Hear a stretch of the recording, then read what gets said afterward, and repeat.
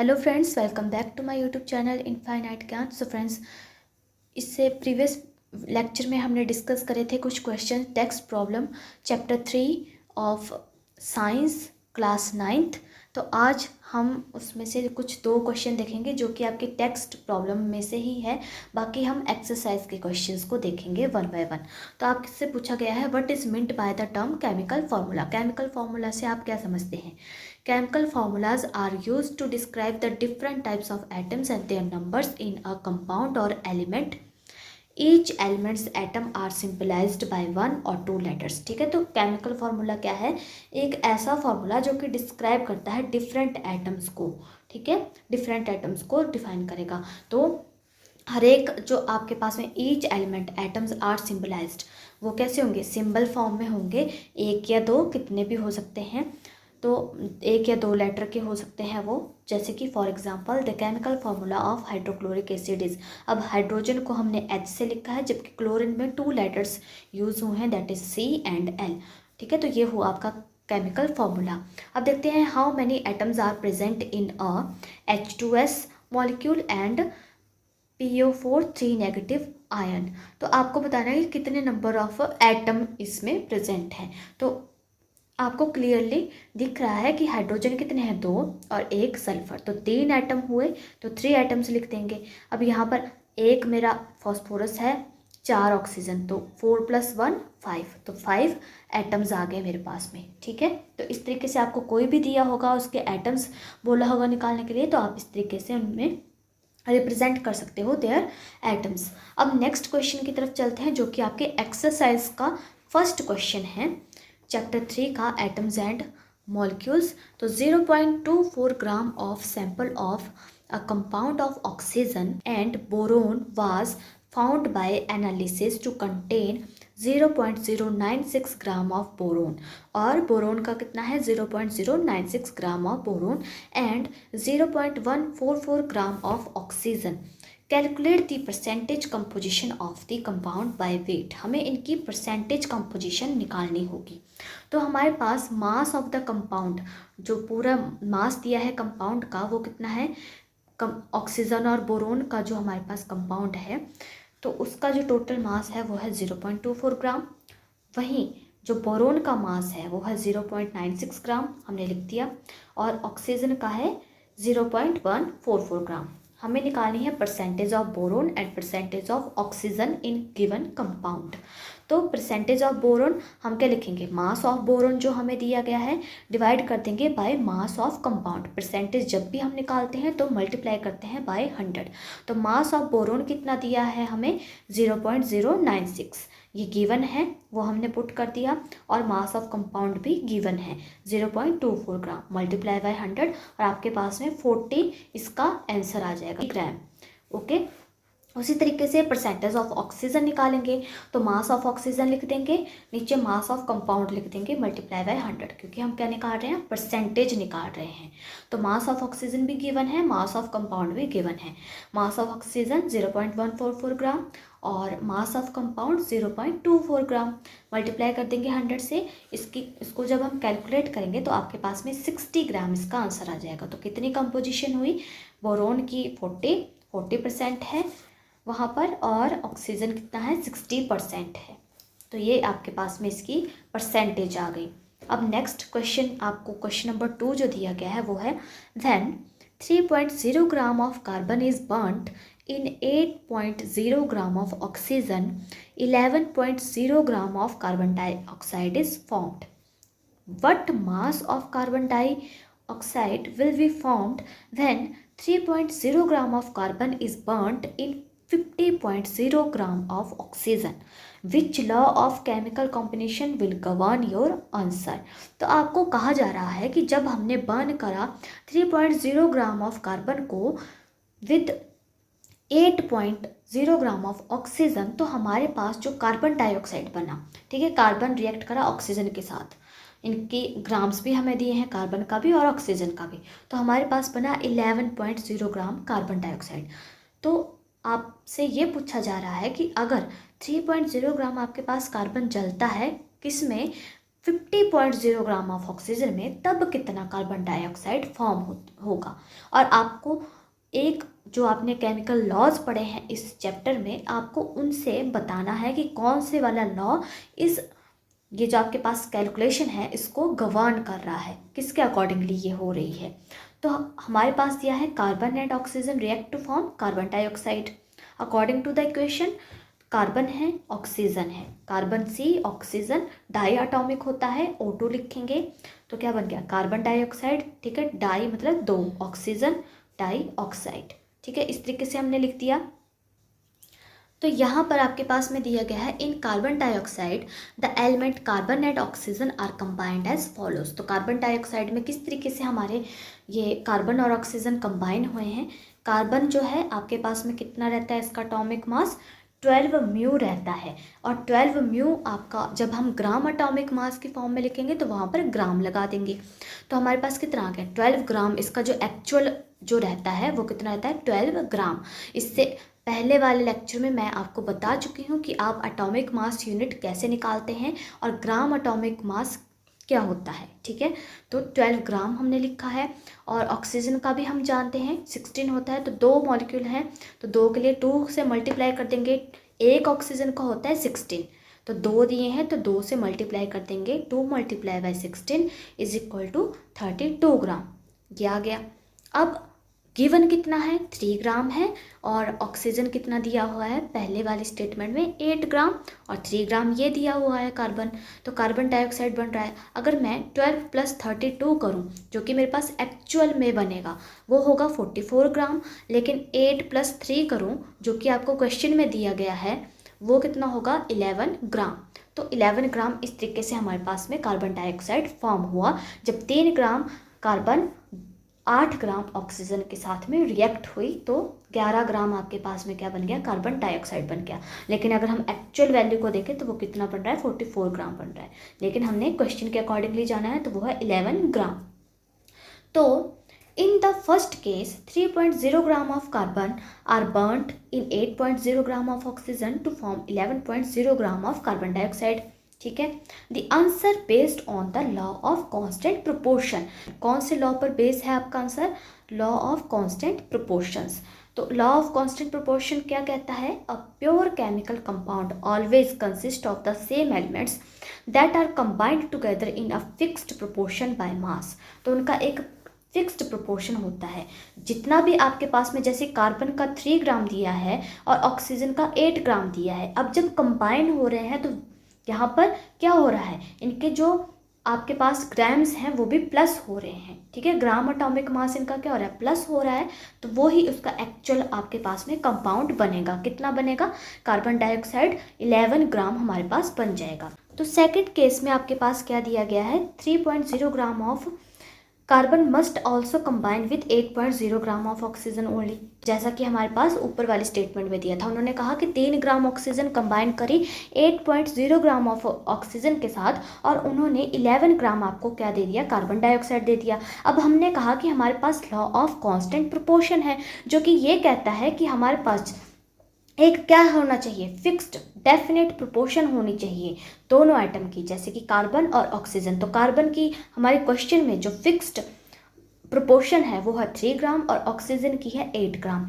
तो उतनी ही हम ऐड कर सकते हैं, मतलब कि 3 ग्राम कार्बन 8 ग्राम ऑक्सीजन के साथ ही कंबाइन कर सकते हैं। अगर हम 50 ग्राम ले लेंगे तो हमारे पास कार्बन की क्वांटिटी कम पड़ जाएगी। कार्बन तो हमारे पास 3 ग्राम है और 50 ग्राम ऑक्सीजन, तो फिर वो किसके साथ में बॉन्ड फॉर्म करेंगे, उनको कार्बन भी तो चाहिए बॉन्ड फॉर्म करने के लिए। तो 8 ग्राम ही ऑक्सीजन हमारे पास क्या होंगे पार्टिसिपेट करेंगे बॉन्डिंग में। 50 ग्राम में से सिर्फ 8 ग्राम ही क्या करेंगे पार्टिसिपेट करेंगे बॉन्डिंग में। ठीक है, तो ये हमारा लॉ ऑफ डेफिनेट प्रोपोर्शन हमें समझाता है कि हमें क्या करना है, एक डेफिनेट प्रोपोर्शन में ही हमारे जो एटम्स हैं वो कंबाइन करते हैं। अगर 3 ग्राम है जो कि आपको क्वेश्चन में दिया गया है तो 3 ग्राम के साथ 8 ग्राम ऑक्सीजन ही कंबाइन कर सकते हैं। अगर 50 ग्राम को अगर हम कंबाइन करने की कोशिश करते हैं तो हमारे पास कार्बन कम पड़ जाएंगे और बॉन्ड नहीं बन पाएगा। बाकी के सारे ऑक्सीजन फ्री रह जाएंगे। तो इसलिए यहाँ पर भी हमारे पास में क्या होगा, this means that 50 - 8 is equal to 40 gram of oxygen will remain unreacted. वो क्या रह जाएंगे, अनरिएक्टेड रह जाएंगे। The mass of carbon dioxide in this case must be also 11 gram. तो इस केस में भी आपका जो मास होगा कार्बन डाइऑक्साइड का वो भी कितना होगा, 11 ग्राम होगा। ठीक है, क्यों होगा, क्योंकि हमारे पास में क्या है, अब कार्बन 3 ग्राम है, तो 3 ग्राम के कार्बन की कैपेसिटी इतनी है कि वो सिर्फ 8 ग्राम ऑक्सीजन के साथ में बॉन्ड बना सकता है। अगर ऑक्सीजन ज़्यादा बढ़ जाते हैं तो वो क्या हो जाएगा, उसकी कैपेसिटी के बाहर हो जाएगा, कार्बन कम पड़ जाएंगे और बॉन्ड फॉर्मेशन नहीं होगी। तो इसलिए आपके पास 42 ग्राम ऑफ ऑक्सीजन क्या रह जाएंगे, अनरिएक्टेड रह जाएंगे। ठीक है, तो एक नोट दिया गया है आपको, इन जर्नल द सब्सटेंस एलिमेंट और compound present in smaller amount in a reaction limits the participation of the other reactants, it is quite often called limiting reactant. तो यहाँ पर क्या हुआ है, एक तरह से आपका जो यहाँ पर एक स्टेटमेंट ये दी गई है कि कई बार क्या हो जाता है हमारे सब्सटेंस में एलिमेंट और कंपाउंड, सब्सटेंस क्या हो सकता है, कोई भी एलिमेंट या कंपाउंड, कोई एक उनमें से क्या होता है स्मॉलर अमाउंट में प्रेजेंट होता है इन रिएक्शन लिमिट, तो वो क्या कर देता है, रिएक्शन की लिमिट बता देता है। तो यहाँ पर कार्बन हमारा क्या है, लिमिटिंग रिएक्टेंट है। रिएक्टेंट कौन कौन है, कार्बन और ऑक्सीजन आपस में रिएक्ट कर रहे हैं, तो कार्बन आपका क्या हो गया, लिमिटिंग रिएक्टेंट हो गया, क्योंकि वो कम मात्रा में है तो उसने क्या करा, प्रोडक्शन भी कम कर दी। ठीक है, हमारे पास 11 ग्राम ही क्या बना, दोबारा कार्बन डाइऑक्साइड फॉर्म हुआ। तो ये इस स्टेटमेंट के अकॉर्डिंगली हुआ हमारे पास, दैट इज लिमिटिंग रिएक्टेंट। तो यहाँ पर कार्बन आपका क्या है, लिमिटिंग रिएक्टेंट है। नेक्स्ट क्वेश्चन की ओर तो चलते हैं, what are polyatomic ions, give examples. Polyatomic ions क्या होते हैं, polyatomic ions are the group of atoms which carry either positive charge वाले को हम क्या बोलेंगे, कैटायंस। जिस एलिमेंट ने आपके ने पॉजिटिव चार्ज कंटेन करा होगा उसको बोलते हैं कैटायन, और नेगेटिव चार्ज वाले को बोलते हैं anion. For example carbonate ion CO3 negative. ठीक है, तो ये क्या हुआ आपका पॉली एटॉमिक। ठीक है, आपके पास में क्या है, 3 ऑक्सीजन है और 1 कार्बन है, बहुत सारे एटम्स हैं और नेगेटिव चार्ज लगा है, तो ये क्या हुआ poly atomic ion, that is anion. Ion कौन सा है, एनायन है, क्योंकि नेगेटिव चार्ज वाले को हम क्या बोलते हैं, एनायन बोलते हैं। उसी तरीके से नाइट्रेट आयन, अमोनियम आयन, तो अमोनियम आयन क्या है हमारा, कैटायन है, क्योंकि पॉजिटिव चार्ज लगा है। पॉजिटिव चार्ज वाले को क्या बोलेंगे, कैटायन। फॉस्फेट आयन 3 नेगेटिव है, तो ये आपका एनायन हो गया। तो ये हुए पॉलीएटॉमिक आयंस। ठीक है, अब आपके पास नेक्स्ट क्वेश्चन है, right the chemical formula of the following. हमें क्या करना है, केमिकल फार्मूला लिखना है। तो मैग्नीशियम क्लोराइड का केमिकल फार्मूला क्या होता है, MgCl2। ठीक है, कैल्शियम ऑक्साइड का CaO, कॉपर नाइट्रेट का CuNO3 2। ठीक है, ये कॉपर नाइट्रेट का फॉर्मूला है। एल्युमिनियम क्लोराइड का AlCl3, कैल्शियम कार्बोनेट का CaCO3, जिंक सल्फेट का ZnSO4। जब भी आपके पास में सल्फेट होगा तब आप SO4 लगाते हैं। ठीक है, तो ये आपके पास में केमिकल फॉर्मूला थे इनके। ठीक है, सिंबल फॉर्म में हम किस तरीके से लिखेंगे इनको, ठीक है, वो था आपके पास। अब नेक्स्ट क्वेश्चन है आपके पास में, give the names of the element present in the following compounds. Number 1 है quicklime, number B hydrogen bromide, baking powder number C, और लास्ट है पोटाशियम सल्फेट। तो हमारे से ये पूछा गया है कि इनमें जो एलिमेंट प्रेजेंट है, क्विकलाइम में क्या क्या एलिमेंट प्रेजेंट है वो हमें बताना है। हाइड्रोजन ब्रोमाइड ये तो आपको क्लियरली देख के पता चला कि हाइड्रोजन है और ब्रोमीन है। बेकिंग पाउडर में कौन सा है और पोटाशियम सल्फेट में कौन सा है। क्विकलाइम किससे बना होता है, कैल्शियम ऑक्सीजन से, कैल्शियम और ऑक्सीजन से। तो इसका फॉर्मूला क्या होगा, CaO, that is calcium oxide. ठीक है, ये क्या है, कैल्शियम ऑक्साइड है। हाइड्रोजन ब्रोमाइड हाइड्रोजन और ब्रोमीन से बना है, तो इसको क्या लिखेंगे, HBr। ब्रोमीन का क्या सिंबल रहता है, Br। बेकिंग पाउडर किससे बना होता है, सोडियम, कार्बन, हाइड्रोजन, ऑक्सीजन, इसमें ये एटम पाए जाते हैं, दैट इज NaHCO3। ठीक है, सोडियम हाइड्रोजन कार्बोनेट, इसका नाम क्या हुआ, सोडियम। Na के लिए, Na को क्या बोला, सोडियम, H को हाइड्रोजन, CO3 को क्या बोलते हैं हम, कार्बोनेट। Sodium hydrogen carbonate. आपके पास बेकिंग पाउडर का क्या है, फॉर्मूला है, केमिकल फॉर्मूला है, तो ये आपको याद रखना है। ठीक है, आपके पास में क्वेश्चन में पेपर में आपसे पूछ लिया जाता है। और नेक्स्ट है पोटाशियम सल्फेट। तो पोटाशियम सल्फेट में क्या होगा, सल्फर, ऑक्सीजन और पोटाशियम। तो क्या आया, K2SO4। ठीक है, सल्फेट को क्या बोलते हैं हम, SO4, तो K2SO4 आपके पास पोटाशियम सल्फेट है। नेक्स्ट क्वेश्चन है calculate the molar mass of the following substances. तो आपके पास सबसे पहले है इथिलीन, C2H2। इथिलीन का फॉर्मूला क्या होता है, केमिकल फॉर्मूला C2H2। इसका आपको क्या निकालना है, मोलर मास निकालना है। तो मोलर मास हमने इससे पहले भी निकाल चुके हैं। हम क्या करेंगे, 2 कार्बन है, 2 कार्बन है तो 2 multiply bye atomic mass of carbon से मल्टीप्लाई कर देंगे, plus 2 multiply bye atomic mass of hydrogen. Atomic mass हमें निकालना आता है, हम किस तरीके से निकालते हैं। ठीक है, तो वो वैल्यू को पुट करेंगे एटॉमिक मास की और हमारे पास 26 म्यू इसका आंसर आ जाएगा। उसी तरीके से हम सभी के लिए करेंगे, जैसे कि सल्फर मॉलिक्यूल दिया है आपके पास 8। ठीक है, और आपको क्या करना है, जब भी आपको इस तरीके के क्वेश्चन आते हैं तो आपको अगर एटॉमिक नंबर पता होगा तभी आप क्या निकाल सकते हैं, एटॉमिक मास निकाल सकते हैं। तो आपको एटॉमिक नंबर याद रखने हैं फर्स्ट 20 एलिमेंट्स के जो आपके पीरियोडिक टेबल में प्रेजेंट हैं। ठीक है, फर्स्ट 20 एलिमेंट्स के आपको एटॉमिक नंबर लर्न कर लेने हैं। तो आपके पास क्या आ गया, molar mass S8 8 multiply by atomic mass of sulphur, क्योंकि 8 सल्फर है तो 8 से मल्टीप्लाई कर देंगे एटॉमिक मास ऑफ सल्फर को, तो कितना होता है, 32 होता है। तो 8 मल्टीप्लाई बाई 32, तो 1 का तो 32 है, अब 8 का कितना होगा, तो इसके लिए हम 8 से मल्टीप्लाई कर रहे हैं तो 256 हो गया। फॉस्फोरस के लिए भी हमने वैसे ही करा है। ठीक है, 4 multiply by atomic mass of phosphorus, value को पुट करा फॉस्फोरस के एटॉमिक मास की और आपके पास 124 म्यू आंसर आ गया। नाइट्रिक एसिड के लिए भी वैसे ही है और हाइड्रोक्लोरिक एसिड HCl के लिए भी वैसे ही है। ठीक है, आप देख सकते हैं इस तरीके से हमने सिंपल वैल्यूज़ को पुट करा है एटॉमिक मास की। HNO3 हाइड्रोजन है, नाइट्रोजन है, ऑक्सीजन 3 है, तो पहले क्या लगा 1 multiply by atomic mass of hydrogen क्योंकि 1 है, 1 multiply by atomic mass of nitrogen क्योंकि 1 नाइट्रोजन है, पर 3 लगा क्योंकि 3 हाइड्रोजन दिए हैं, O3 3 multiply by atomic mass of oxygen, कितना आ गया 63 म्यू। उसी तरीके से HCl के लिए भी आप करेंगे।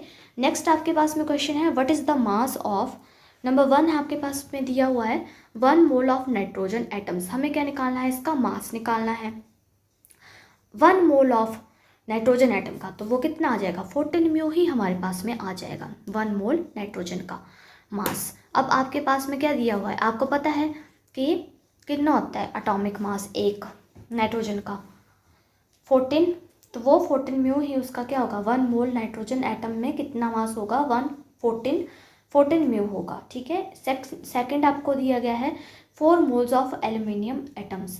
तो 4 मोल के लिए हम क्या करेंगे, पहले तो हम 1 मोल के लिए निकालेंगे mass of 1 mole of aluminium atom, कितना होता है 27 म्यू होता है। आप एटॉमिक मास जिस तरीके से निकालते हैं उसी तरीके से ये निकलेगा। ठीक है, एटॉमिक मास निकल गया आपका, तो 1 मोल के लिए कितना मास निकला 27 म्यू। तो 4 से अगर हम मल्टीप्लाई करते 27 को तो 4 मोल के लिए निकल जाएगा, तो वो 108 म्यू आ गया। ठीक है, उसी तरीके से 10 मोल्स ऑफ सोडियम सल्फाइड, 10 आ रहा है तो पहले क्या करेंगे सोडियम सल्फाइड। अब आपके पास में सोडियम सल्फाइड आ गया तो क्या फॉर्मूला होता है इसका, Na2SO3 सोडियम सल्फाइड। सल्फाइड है ये, जब सल्फेट था तब 4 लग रहा था, यहाँ पर सल्फाइड है तो हमने क्या लिखा O3, ये आपने याद रखना है। आपके पास में क्या आ जाएगा, 2 सोडियम है, 2 multiply bye atomic mass of sodium plus 1 है sulphur, atomic mass of sulphur plus 3 multiply by atomic mass of oxygen. हमने क्या करना है, एटॉमिक मास ऑफ सोडियम की वैल्यू को पुट करना है, सल्फर की और ऑक्सीजन की, और जिससे ये मल्टीप्लाई हो रहे हैं उनसे इनको मल्टीप्लाई करना है। तो इस तरीके से हमने वैल्यूज़ को पुट कर दिया, एटॉमिक मास इनके पुट कर दिया और आपके पास 126 म्यू आंसर आ गया। उसी तरीके से आपको यहाँ पर लिखा है कि हमारे पास 1 मोल ऑफ सोडियम सल्फाइड कितना है 126 म्यू, तो 10 से जब हम मल्टीप्लाई करेंगे तो 10 मोल्स के लिए भी निकल जाएगा आंसर। ठीक है, तो 1260 म्यू आपके पास 10 मोल्स ऑफ सोडियम सल्फाइड के लिए मास आ जाएगा। अब नेक्स्ट क्वेश्चन है कन्वर्ट इनटू मोल्स, मोल्स में कन्वर्ट करना है, ग्राम में है मोल्स में कन्वर्ट करना है। तो ग्राम में O2 दिया है, मोलर मास ऑफ ऑक्सीजन लिखेंगे 2 मल्टीप्लाई बाय 16 म्यू, ठीक है। और क्या किस में कन्वर्ट करना है, मोल्स में। 32 ग्राम आया तो O2 है आपके पास, O2 का 1 मोल किसके बराबर होगा, 32 ग्राम के बराबर होगा। किसके बराबर होगा, 32 ग्राम के बराबर होगा। अब अगर यहाँ पर एक ऑक्सीजन होता तो 16 ग्राम आना था, तो 16 ग्राम किसका बता रहा है, एक ऑक्सीजन का, लेकिन 32 ग्राम बता रहा है O2, क्योंकि O2 आपका क्या है, डायटोमिक है। और फिर हम क्या करेंगे, 12 ग्राम ऑफ ऑक्सीजन के लिए निकालेंगे। तो 12 gram of oxygen is equal to, हम इस तरीके से वैल्यूज को पुट करेंगे, 1 mole is equal to 12 gram upon 32 gram. 12 gram के लिए बोला है निकालने के लिए, तो वैल्यू को पुट करेंगे और आपके पास में ये आंसर आ जाएगा, ठीक है। उसी तरीके से 20 ग्राम ऑफ वाटर के लिए करेंगे, ठीक है, इस तरीके से। और जितना दिया है उसके लिए निकालना है, तो वो वैल्यू को पुट करना है और उसके लिए आपको फाइंड आउट करना है, ठीक है। वैसे ही 22 ग्राम ऑफ कार्बन डाइऑक्साइड के लिए दिया गया है, ठीक है। अब नेक्स्ट क्वेश्चन है what is the mass of 0.2 mole of oxygen atom. 0.2 मोल के लिए दिया है, तो पहले हम 1 मोल के लिए निकालेंगे। 1 मोल का कितना होता है, 16 म्यू। तो 0.2 दिया है तो 0.2 से इसको मल्टीप्लाई कर देंगे। Second 0.5 mole of water molecule, water में क्या है, 2 हाइड्रोजन है और 1 ऑक्सीजन है, तो 2 मल्टीप्लाई बाय 1 प्लस, हमें पता है कि हाइड्रोजन का एटॉमिक मास तो 1 रहता है और ऑक्सीजन का 16 प्लस 16, क्योंकि एक ही है ऑक्सीजन, तो 1 से अगर मल्टीप्लाई भी कर देते हैं हम 16 को तो 16 ही आएगा, तो हमने डायरेक्ट लिख दिया 18 म्यू। मास ऑफ 0.5 के लिए 0.5 से 18 को मल्टीप्लाई कर देंगे और हमारे पास क्या आ जाएगा, 9 म्यू आंसर आ जाएगा, ठीक है। नेक्स्ट क्वेश्चन देखते हैं। नेक्स्ट क्वेश्चन है आपके पास में calculate the number of molecules of sulphur S8 present in 16 gram of solid sulphur. तो इसमें भी हमने क्या करना है, ग्राम मॉलिकुलर मास ऑफ सल्फर निकालेंगे। तो ग्राम मॉलिकुलर मास हम कैसे निकालते हैं, 8 सल्फर हैं तो 8 multiply by gram atomic mass of sulphur. तो ग्राम एटॉमिक मास क्या होगा आपके पास में 32 ग्राम, ये कितना आ जाएगा जब इसको 8 से मल्टीप्लाई करेंगे 256 ग्राम, ठीक है। ग्राम एटॉमिक मास क्या है, एटॉमिक मास ही है, लेकिन एटॉमिक मास को जब हम ग्राम की फॉर्म में लिखते हैं तो उसको क्या बोलते हैं, ग्राम एटॉमिक मास, ठीक है। Number of S8 molecules in 256 gram of sulphur. तो अब हमने क्या बताना है कि 256 ग्राम ऑफ सल्फर में कितने हमारे पास क्या हैं, S8 सल्फर 8 के मॉलिक्यूल्स हैं, ठीक है। सल्फर के कितने मॉलिक्यूल हैं 256 ग्राम ऑफ सल्फर में। तो आपके पास में एवोगैड्रो नंबर का हम यूज़ करेंगे, ठीक है। ये क्या है आपका एवोगैड्रो नंबर है 6.022 मल्टीप्लाई बाय 10⁻23, ये आपको याद करना है। नेक्स्ट आपके पास में क्या हो जाएगा, number of S8 molecules in 16 gram of sulphur. 16 ग्राम में पूछे गए थे हमारे से, तो हम सिंपली क्या करेंगे 16 ग्राम लिखेंगे और हमारे पास 256 ग्राम आया था ग्राम एटॉमिक मास सल्फर का, मल्टीप्लाई कर देंगे इसको एवोगैड्रो नंबर से। तो हमारे पास में इतने मॉलिक्यूल हैं किसके, S8 के सल्फर में, ठीक है। S8 मॉलिक्यूल्स कितने हैं हमारे पास 3.76 मल्टीप्लाई बाय 10⁻22 मॉलिक्यूल्स, ये कैलकुलेट करके आपके पास में आ जाएगा, ठीक है। तो इस तरीके से हम निकालेंगे और इससे प्रीवियसली लेक्चर में भी हमने इस तरीके से एवोगैड्रो नंबर का इस्तेमाल किया था और मॉलिक्यूल्स निकाले थे। क्वेश्चन नंबर 11 है calculate the number of aluminium ions in 0.051, 5 है यहाँ पर 51 ग्राम ऑफ एल्यूमिनियम ऑक्साइड। तो एल्यूमिनियम ऑक्साइड का फॉर्मूला क्या होता है Al2O3। तो स्टेप 1 है हमारे पास में calculation of number of moles in 0.51 gram of aluminium oxide. तो हमने क्या करना है, सबसे पहले मोल्स को कैलकुलेट करेंगे ताकि हमें ये पता चले कि कितने नंबर ऑफ मोल्स हैं, ठीक है। तो ग्राम मॉलिक्यूलर मास लिखना है एल्यूमिनियम ऑक्साइड का, ठीक है। अगर हमें क्या पता करना है, उसके मोल्स का पता करना है, तो उसके लिए हम क्या लिखेंगे, पहले ग्राम मॉलिक्यूलर मास लिखेंगे। तो इस तरीके से लिखा हमने 2 multiply bye atomic mass of gram atomic mass of aluminium, क्योंकि 2 हैं, और 3 multiply by gram atomic mass of oxygen. Values को पुट करेंगे एल्यूमिनियम की और ऑक्सीजन की, और हमारे पास 102 ग्राम आया आंसर। तो now 102 gram of aluminium oxide is equal to 1 mole. अब हमें ये पता चल गया कि इतना ग्राम एल्यूमिनियम ऑक्साइड किसके बराबर है, 1 मोल के बराबर है।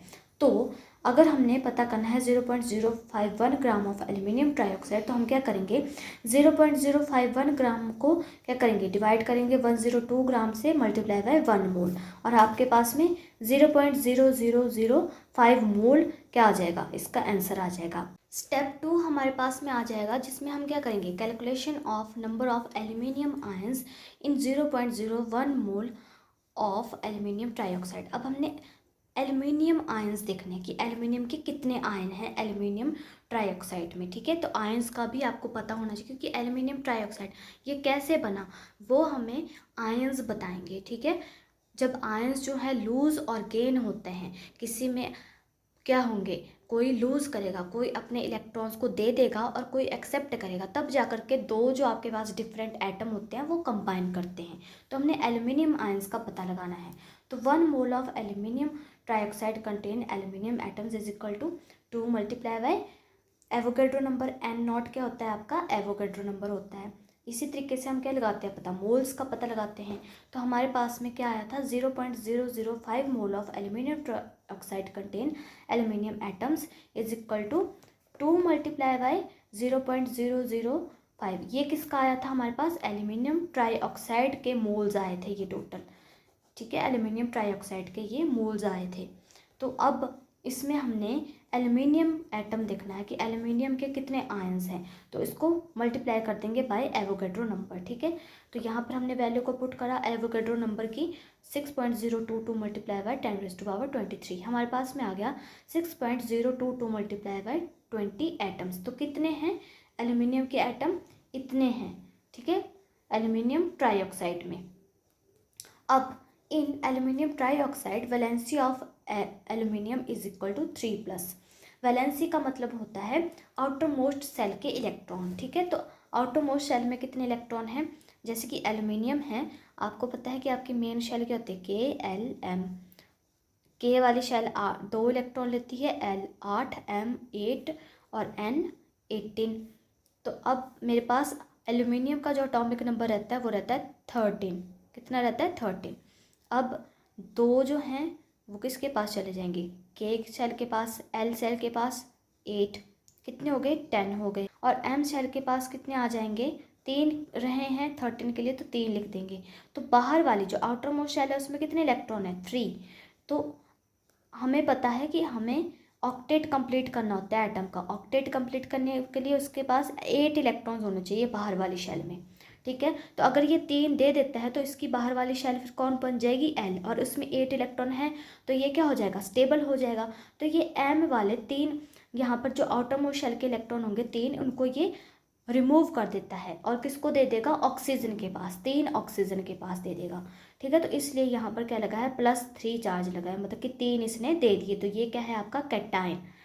तो आपके पास क्या आ जाएगा नंबर ऑफ एल्यूमिनियम आयंस कितने हैं Al3 positive present is the same as the number of Al atom. तो वो भी कितने होंगे जितने आपके Al एटम है, क्योंकि वही हमने कैलकुलेट करा कि एल्यूमिनियम ट्राइऑक्साइड में कितने एल्यूमिनियम एटम है। तो एल्यूमिनियम की वैलेंसी +3 है एल्यूमिनियम ट्राइऑक्साइड में, तो वो भी आपका इतना ही आएगा 6.022 मल्टीप्लाई बाय 10⁻20 आयंस। वो क्यों, क्योंकि हमने पहले ही किसके लिए निकाला एल्यूमिनियम ट्राइऑक्साइड के लिए निकाला है, और एक्सेप्ट हमारे पास वही वैल्यू आ जाएगी, क्योंकि 3 यहाँ पर भी क्या हुआ है 3 लूज हुए हैं, तभी तो ये ऑक्सीजन के साथ में कंबाइन हुआ है, ठीक है। सो फ्रेंड्स आई होप आपको अच्छे से समझ में आया होगा कि किस तरीके से हमने ये कैलकुलेशंस करनी है। मिलते हैं अपने नेक्स्ट लेक्चर में, till then guys take care, good bye.